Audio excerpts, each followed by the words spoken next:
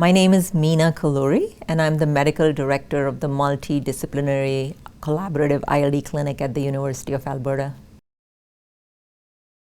So in my practice, I try and make sure that at least at the end of the first appointment, the patients and their families are able to understand what it is that they have, if they have pulmonary fibrosis, what type of pulmonary fibrosis it is, whether it's IPF or not, that's important. So knowing your diagnosis, being able to name it. The second thing is to understand what does that mean? What kind of options are there for you to treat this condition? Because there are lots of treatments, especially in the last decade. Things have changed quite dramatically in the IPF world. There are 2 new therapies that have been approved. So it's important to understand what is your diagnosis and to know exactly what kind so that we can start you on the right kind of treatments. So the next thing we discuss is generally treatments that are available, which starts with medications but does not end there. There are a lot of other things that we need to do to look after you well. So besides the medications, we talk about possible side effects, what might be the best option for you, and we call that shared decision making because this is not something that I decide or my team decides on my own. We always talk to patients and families to make sure they understand what the options are, what do these side effects mean, how to manage them, and then we come together and make a decision on which drug would be the best possible option for them. Some exciting developments have occurred in the field of IPF therapy over the past decade. 2 new antifibrotic medications called pirfenidone and nintedanib have been approved for use in IPF patients. Both of these drugs slow down the process of scarring in the lungs and are therefore able to slow down the disease progression. Therefore, it becomes increasingly important that patients are diagnosed early and accurately so they can be started on treatments earlier in the disease course. This is when they can derive the most benefit from these medications. Additionally, this drug called nintedanib has also been approved for use in patients who have scleroderma-related ILD, and in fact, many other types of ILD which are progressive and fibrosing in nature called PF-ILD. You can also use nintedanib for those kinds of fibrosis. It's also important to remember that these drugs can have side effects, but they can be easily managed if you work together with your team. It's also important to remember that these drugs may not affect your symptoms or your quality of life directly, but they do slow down disease progression. Now, depending on what type of fibrosis you have, if you have IPF, we generally don't always treat with immunosuppression or steroids like prednisone. But for a lot of other types of pulmonary fibrosis, these treatments are indicated. So we might be talking to you about prednisone use, we might talk to you about something called mycophenolate or azathioprine or Imuran. There's a variety of different drugs that might be discussed. So it's important to understand what drugs are being offered, what are the side effects, if there are side effects, how do you manage them, working together with the team.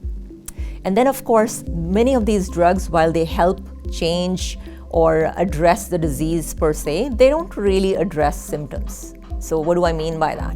When you came to see your doctor, you had things like shortness of breath or cough or fatigue, and you had trouble doing things at home. So there could be a lot of different issues that are related to quality of life and symptoms, and many of these drugs don't address those directly.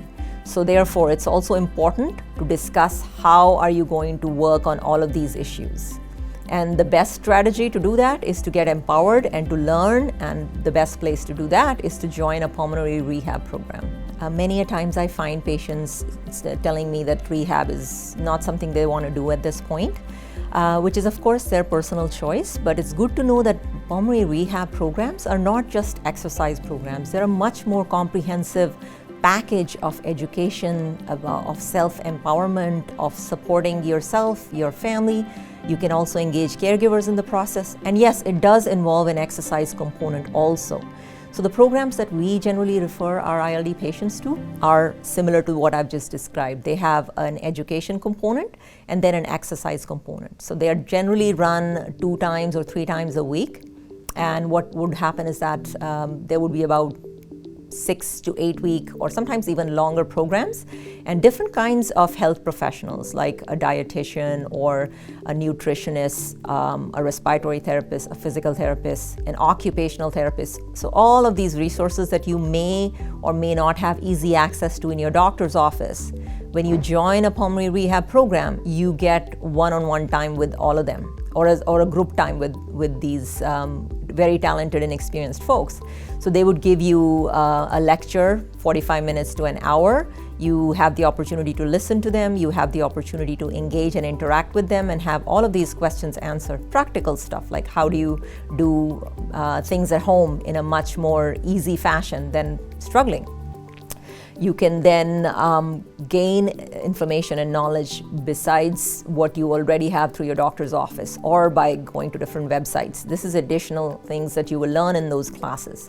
Following those classes, there's generally an exercise program where you would do it as a group if you were doing it in person. But now, of course, with COVID, a lot of this stuff is happening virtually, so you would do this in your own homes, but it would be guided. So you would have a therapist telling you what to do, how much to do, when to take a break, etc. So it's supervised exercises as much as you can supervise someone virtually. And that's the key to managing any chronic disease, particularly chronic lung diseases. And then, of course, most of these conditions are chronic, right? So that means they go on for a while. You can't really cure them permanently. You can maybe make them a little bit better. Oxygen is an essential part of treatment as far as I'm concerned with IPF or PF for that matter, any type of lung fibrosis. Like we talked before, what happens is that the lungs get really stiff and hard, so you can't get enough oxygen when you're breathing regular air. So right now when I'm breathing air, my lungs are able to extract the oxygen that my body needs when I'm sitting, when I'm moving around and working. With pulmonary fibrosis or IPF, as your lungs start to harden up, you cannot get enough oxygen no matter how hard you breathe or how much you breathe. You just cannot get enough to support your activities, whatever your body needs. So this is why at some point during your disease journey, as the disease progresses, your lungs get harder and stiffer. You will develop this need for extra oxygen that can be supplied through tanks and portable concentrators and so on and so forth. So it's important to be aware of that. It's important to be prepared for that, because just like receiving a diagnosis is a life-changing event, my personal feeling and observation is that the second time the life changes for our patients is when they have to start oxygen. It requires a tremendous shift in your own perspective, in your own thinking. And this is where I think attitude matters, because if you start with the attitude that now oxygen is going to confine you, then it will. If you start with the attitude that this is now going to help me and empower me to do more, be myself more, and feel better, then it will. So you can choose which attitude you want to adopt, but we encourage our patients to adopt this positive attitude and be open to it. So therefore, we believe in trying to figure out the point in their disease journey when patients need oxygen earlier on. So what does that mean?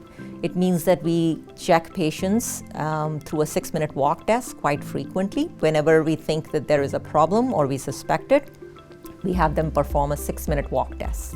And that's when they're sticking a probe on their finger and they're checking their oxygen levels. So if their oxygen levels drop below 88%, and they have problems, they have symptoms, they're coughing, they're short of breath, they're struggling with activities in day-to-day life, to me that's a sign that they need oxygen. So we try and apply for oxygen funding, which I'm sure a lot of patients here in Alberta recognize that that's a big challenge. So we're all working towards making that a little bit more in line for what is needed for ILD patients. Hopefully those policy changes will occur. But in the meantime, we are advocating quite strongly for our patients, whenever they can afford it, to start oxygen early. Once it gets funded, then of course it's easier. In the beginning, you don't require such high flows of oxygen. So you might be able to get away with using a smaller device called a POC, or a portable oxygen concentrator. Many of you may have seen this. Patients are dragging this little box, sometimes behind them, sometimes they're carrying it on their shoulder, sometimes in their backpack. So you can get away with using portable oxygen concentrators if you don't require a lot of oxygen. So 1 liter, 2 liter, up to 3 liters, maybe you can get away with it. But once your disease progresses and now your lungs are even more thicker and harder, and you're requiring higher oxygen flows, then these little gadgets, the portable oxygen concentrators, are not going to be enough. So So there will come a point in time where you will have to switch from those to the oxygen tanks so that you can continue to get the higher flow and continuous flow. And it's important to remember it's just like medicine for your blood pressure or your sugar, right? So you have to titrate it, you have to increase it and decrease it. Oxygen is just like that. And when you do this accordingly and use the oxygen as prescribed, I have no doubt that you will see benefit. And what are those benefits? You might find that your breathing gets easier. Lots of patients tell me that their cough almost disappears, their fatigue improves, they sleep better, their memory improves. I've had patients who've gone down on their pain medications simply by using oxygen appropriately. So it's very important that you advocate for yourself. Hopefully your physicians and your team is already doing that, but it's important that you do that for yourself. Make sure you have the right attitude, right equipment. If not, talk to your respiratory therapist and get educated about it. It's very, very important. It can change your quality of life. So oftentimes these diseases continue to progress despite all the treatments we do. So therefore, it's very important to talk about what happens if the disease progresses. Are you a candidate for lung transplant? And that's an important discussion to have. It's also a personal choice. Some patients are ready for it, others are not so ready for it. So therefore, trying to discuss these options earlier on with your physician is really important. If you're not sure, make sure that you get referred to a lung transplant center so that you can have a direct discussion with the physician and then make a decision based on your own values and what you think is more important to you. And of course, if lung transplant is also not an option or you choose not to go through it, then of course it's very important to talk about palliative care, end-of-life care, which is a part and parcel of this condition because unfortunately we don't have a cure and they progress over time. So I think I like to call this the comprehensive model of care, where you talk about diagnosing things accurately, early, starting treatments early, working with your team collaboratively to make sure that you have all the options and you have the support you need, getting access to transplant if that's suited for you.